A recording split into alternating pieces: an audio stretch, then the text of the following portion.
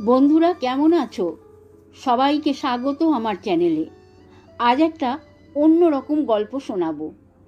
একবার সত্যজিৎ রায়ের art director বংশীচন্দ্রগুপ্ত স্বনামধন্য চলচ্চিত্র পরিচালক তরুণ মজুমদারকে বলেছিলেন, পথের পাঁচালীতে নিশ্চিন্দিপুরে হরিহরের বাড়ির দরজাটাকে ওই রকম নড়বড়ে আর পুরনো চেহারা দেবার জন্য সত্যজিৎ রায়কে কি করতে হয়েছিল। সঙ্গতিহীন অথচ সংসারী মানুষের বাস সেই বাড়ির দরজা। পোড়ো বাড়ির মতো দেখতে হলে চলবে না, অথচ বাড়ির বাসিন্দাদের অভাবের ছাপ স্পষ্ট থাকা চাই। একটা মাপসই সস্তা কাঠের দরজা কেনা হলো।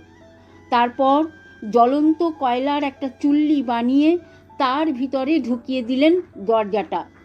পুড়তে পুড়তে দরজাটা যখন আধো অঙ্গার হয়ে গিয়েছে, তখন সেটাকে সোডার জলে চুবিয়ে তারের ব্রাশ দিয়ে ঘষে ঘষে যেমনটি ঠিক চাই তেমন চেহারাই নিয়ে এলেন। তো বন্ধুরা, এই ছিল আজকের গল্প। ভালো থাকবেন, সুস্থ থাকবেন সকলে। নমস্কার।